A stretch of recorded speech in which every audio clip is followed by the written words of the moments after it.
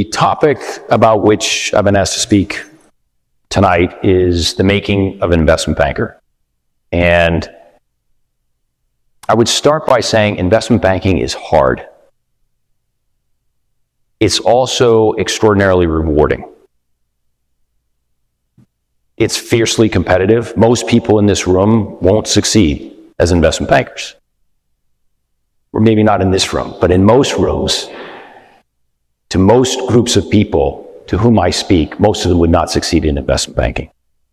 So I'm hopeful that tonight, the comments that I'm going to make, this speech, the advice that I'm going to give you will help you increase the chances of your success as an investment banker, if you choose to pursue a career in investment banking. I'm going to divide my talk into 3 parts. Part 1 is the interview, getting the job.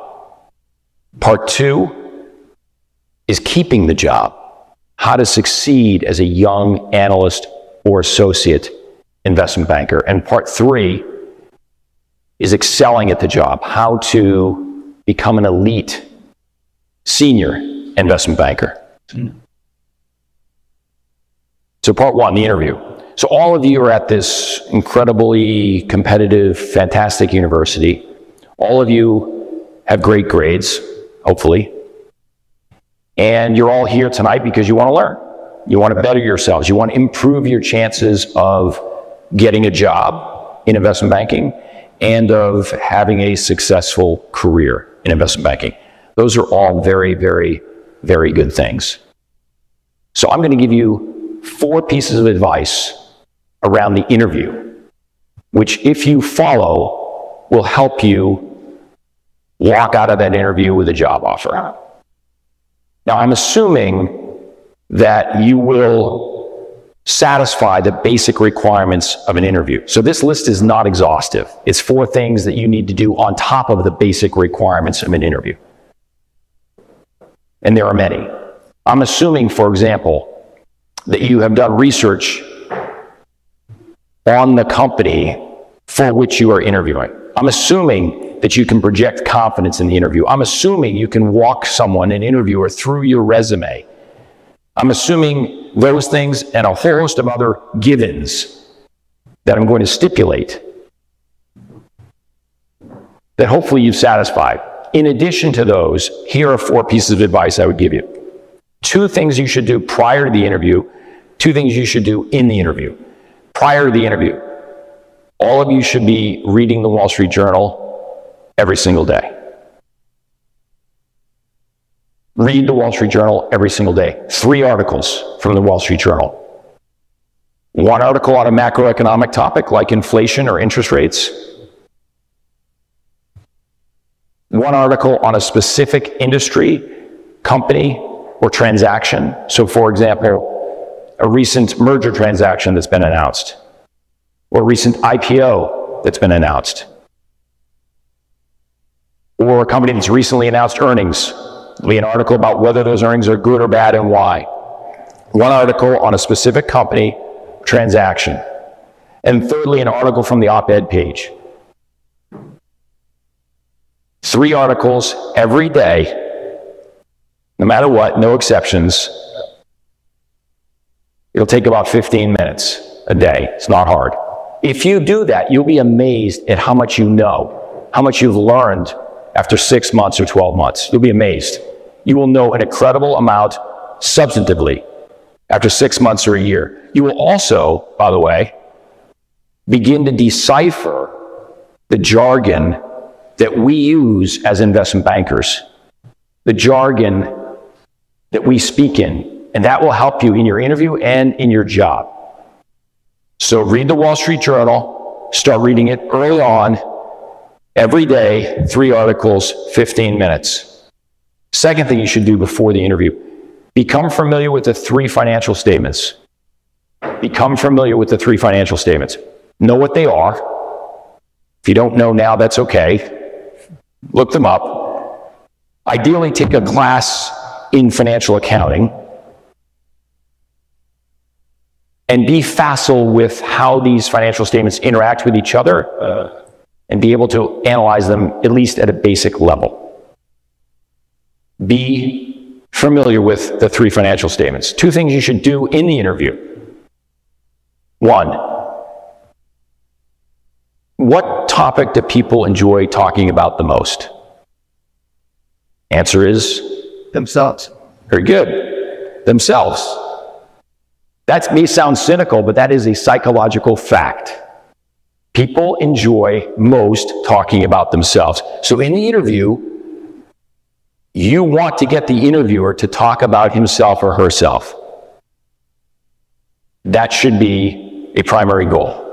You ask questions like, why did you decide to become an investment banker? Why did you decide to work at XYZ firm? What's the most interesting transaction you worked on and why? Get the interviewer to talk about themselves.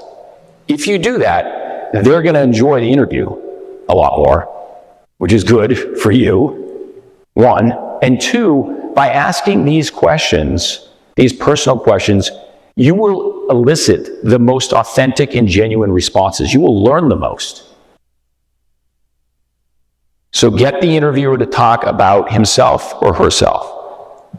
Second thing you should do in the interview, avoid questions that lend themselves to yes, no answers. Ask questions that are open-ended, that require sentences as answers, ideally multiple sentences as answers. You want this interview to be a dialogue, not an interrogation. Ask open-ended questions. Those are the 4 things you should do surrounding the interview. In addition to all of the basics that I'm assuming you've satisfied. If you do those 4 things, you are more likely to walk out of the interview with an offer. If you do them and you do them well. Second part of the talk, keeping the job. How to succeed as a young analyst or young associate in an investment bank. 6 pieces of advice. First piece of advice, find a role model. Find a role model. Your criteria for selecting the role model is singular, purely merit-based. You want to find the person who's an analyst, if that's what you are, or an associate, if that's what you are, who's 1 or 2 years ahead of you and is the best at the job. You don't have to have a lot in common with them. You don't even have to like them. You want to find the person who's the best, and then you want to model your behavior at work after that person.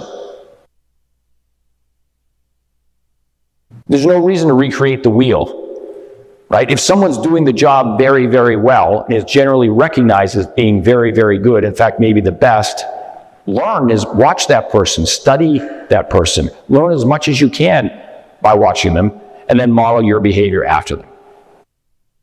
Second piece of advice, make it clear that you have no ego. Make it clear that you have no ego. Make it clear that you have no task that's given to you, that there is no task that's given to you that is beneath you. There's no task too menial for you. Make it clear to the team that you're willing to do whatever is necessary for the team to succeed. In fact, early on in your career as an analyst, let's say, in the first month or as an associate, volunteer for the menial tasks. Go get coffee, make copies. Make it clear you have no ego. Number 3, take notes. Some of you are doing that tonight. Take notes. When you're in a meeting with a client, a prospective client, a superior, take notes. You want to do that because it conveys to the people in the room that you're serious. It also conveys to the people who are talking that what they're saying is important. You're writing it down. And thirdly, and most importantly, it gives them a sense of comfort that you're not going to forget what happened in the meeting or the follow-up tasks that you have to accomplish after the meeting. The analogy I always like to use with this is, if you go to dinner with a group of your friends and there's 6 of you at the table at a restaurant, and the waiter comes over and he takes your orders, and one at a time, each of you order, and he doesn't write anything down. He says, terrific, I'll be back with your orders, and he leaves. I don't know about you, but I'm sort of wondering in 30 minutes, am I going to get the salad that I ordered, or am I getting meatloaf, right? You have no idea, because there's nothing written down. It doesn't inspire confidence, and he didn't recap what the orders were. That may look impressive, and I don't care if you have a photographic memory, take notes, write things down. And then in a meeting with your superior afterwards, walk through the list of follow-up items that you have. Tick them off. Say to your boss, I will have the memo rewritten by tomorrow at noon. I'm going to rerun the model with the new numbers. The other follow-up item I have from the meeting is I'm supposed to call XYZ person or write a text to ABC person. Recap the meeting and your follow-up items with your boss. It will put your boss's mind at ease. Even if you know them all, even if you're not going to forget them all, it will make your boss feel like, okay, it's okay. He's got this, she's got this. I don't need to worry about it. Take notes. Number 4, work hard. Make no mistake, the most successful analysts and associates in investment banking are the hardest workers, period, full stop. It doesn't matter if you're a good golfer, if you can schmooze well. Doesn't matter if you can play tennis well, or you know something about professional sports. That doesn't matter. What matters is how hard are you willing to work. Be prepared for that. It's hard. Work hard. Number 5, related to number 4. First impressions die hard. Good first impressions die hard, and bad first impressions die hard. So be very responsive, especially early on. There's nothing more frustrating for a senior investment banker than to send an email or text to an analyst or an associate and have that email or text go unanswered for an extended period of time. Don't let that happen, particularly early on. Be available, be responsive. People like to extrapolate. If the first 5 interactions they have with you, you're super responsive, you never drop a ball, they're going to extrapolate from there and assume that behavior is going to continue. If the first 5 interactions with you, you're unresponsive and you forget a bunch of things, they're going to extrapolate in a negative direction, and it's incredibly hard to recover from that. First impressions die hard. Make good ones. Be available, be responsive, don't make mistakes, particularly early on. Number 6, piece of advice. As a young associate or young analyst, never stop learning. So in year 2, day 3, you should be reading the Wall Street Journal every day. In year 3, day 4, you should be reading the Wall Street Journal every day. Every day.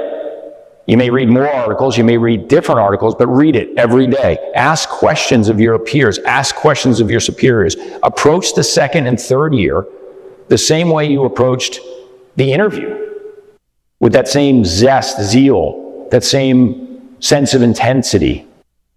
Be curious, ask questions, never stop learning. The most successful analysts and associates do that. They never stop. They never rest on their laurels. Third part of the presentation, how to become an elite senior investment banker, how to really excel at this job. 6 pieces of advice. First, give your client advice that is the best advice for the client, even if, and in particular if, it is contrary to your own interests. There's no better way to establish credibility with a client than to give them advice that they know is contrary to your interest.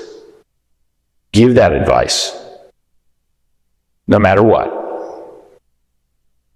Second, take a position. Don't equivocate. The client has hired you to advise them. Tell them what to do. That's what they've hired you for. Don't give them 5 options and say, pick one. You pick one. Advocate for it. It's okay to present options, but advocate for one. Tell them what you would advise them to do. That's what they've hired you for. Take a position, don't equivocate.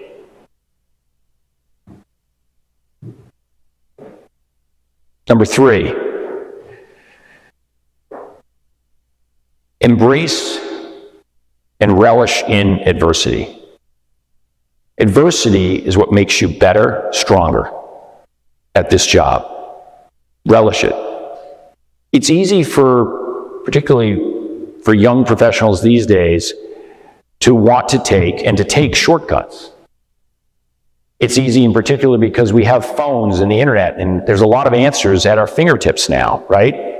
So if someone's asked you to build a model, an Excel model, to perform some task at work, you could probably look up on the internet a model that will do that. Resist that temptation. Build your own model. Resist the temptation to take shortcuts. Live in the trenches.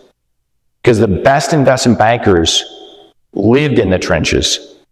Their skills were forged there. Relish adversity. You will come out of it stronger. Don't be disappointed, afraid, angry when you encounter it. View it, embrace it, and view it as something that will make you stronger. Number 4, master discipline. This job requires incredible discipline. Master it, inside and outside of your work. This means different things to different people. To some people, it means remaining physically fit. To others, it means time management. Master discipline. Don't procrastinate. Don't let items build up in your inbox. Keep lists. Don't procrastinate. Be extraordinarily disciplined. Master it. Number 5, excel on the merits. If you're really good at what you do, if you're one of the best investment bankers, it's a lot easier to avoid spending time on things that you don't want to spend time on. And you'll have much more control over what you do at work and what you do outside of work. A lot of people ask me, what's the best way to achieve work-life balance? The answer is, be really, really good at what you do. No one is going to give you a hard time if you're the best investment banker at the firm, or among the best, for taking some time off to do something that you like to do. In fact, taking a lot of time off for doing something that you like to do. Excel on the merits. Number 6, final piece of advice.